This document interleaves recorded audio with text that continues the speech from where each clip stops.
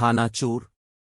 दानी को मुताले का नया नया शौक हुआ था, और वो भी जासूसी कहानियों का। दिन भर जासूसी कहानियां पढ़ते पढ़ते वो खुद को भी किसी जासूसी कहानी का हिस्सा लगने लगा था। उनकी पुरतजस्सुस निगाहें मुसलसल किसी मिशन की तलाश में रहती थीं, और हर शख्स उसे चलता फिरता केस नजर आता था। स्कूल में स्पोर्ट्स डे की तैयारियों की वजह से बच्चों का सुबह का वक्त ग्राउंड में गुजरता था। क्लास में दाखिल होते वक्त बच्चों की थकन और भूख का आलम ही और होता था, और लंच ब्रेक का इंतजार मुश्किल होता था। घंटी बजते ही बच्चों ने अपने अपने खाने के डब्बे अलिफाटी और बाहर जाने लगे। अरे मेरे टिफिन से खाना कहाँ गायब हो गया? जफर की आवाज आई। क्या मतलब? उमर ने पूछा। मतलब ये कि मेरा खाने का डिब्बा खाली है। मैंने खुद उम्मी को इसमें लंच रखते हुए देखा था। उसने मिस फरजाना से शिकायत की।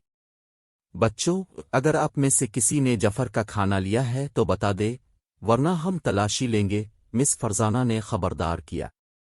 नहीं मिस, हमने नहीं लिया, आप तलाशी ले सकती हैं, बच्चों ने खासा बारा मान कर कहा। मिस फरजाना ने तमाम बच्चों का लंच चेक किया, मगर वो कहीं होता तो मिलता। बेटा, आप मुझसे पैसे ले लें और कैंटीन से कुछ ले लें, मिस फरजाना ने पेशकश की, लेकिन जफर ने साफ इनकार कर दिया। दानी ने जफर को अपना आधा हिस्सा दे दिया। दूसरे दिन हसन ने खाना चोरी होने की शिकायत की। कौन हो सकता है? आखिर कौन हो सकता है? दानी सोच में पड़ गया। अचानक उसके ज़हन में एक ख्याल आया, ये अमर चपरासी भी तो हो सकता है। वो सारे वक्त कॉरिडोर में घूमता रहता है, वो मुझे पहले ये ख्याल क्यों नहीं आया? ये तो सामने की बात है।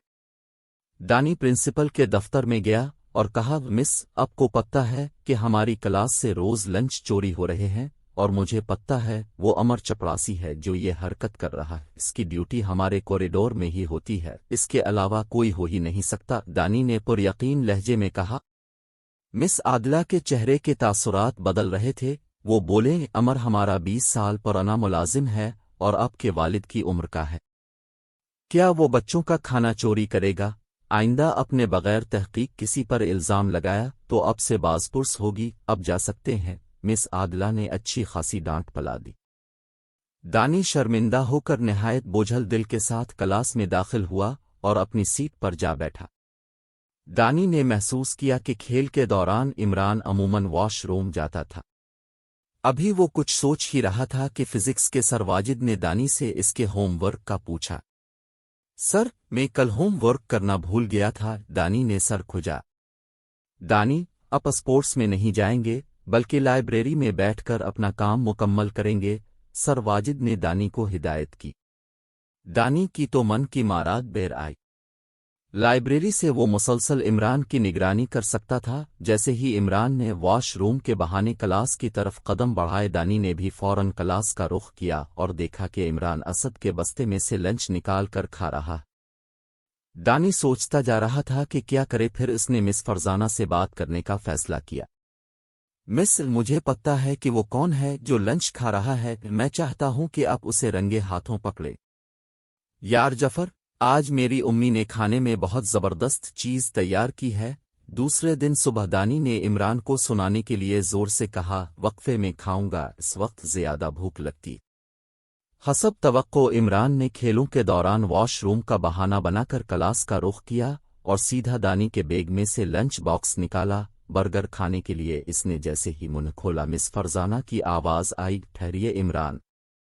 इमरान के हाथ से बर्गर नीचे गिर गया और उसके हाथ कांपने लगे। क्लास में मिस फरजाना के अलावा चपरासी भी था। इमरान, ये क्या हरकत है? मिस फरजाना को गुस्सा आ गया। मिस, मेरी उम्मी ऑफिस में काम करती हैं, उन्हें सुबह जल्दी जाना होता है और वो मुझे पैसे पकड़ा देती हैं। पैसे बचाने की खातिर मुझसे ये गलती हुई, मुझे माफ़ कर दी, आइंदा ऐसा नहीं होगा, इमरान रोते हुए कह रहा था। उमर ने तरीफी नज़रों से दानी को देखा। भाई दानी, तुम तो अच्छे खासे जासूस हो। हाँ, बस इस चक्कर में डांट खासी खानी पड़ गई। दानी को परनस्ल और सर वाजिद की डांट याद आ गई।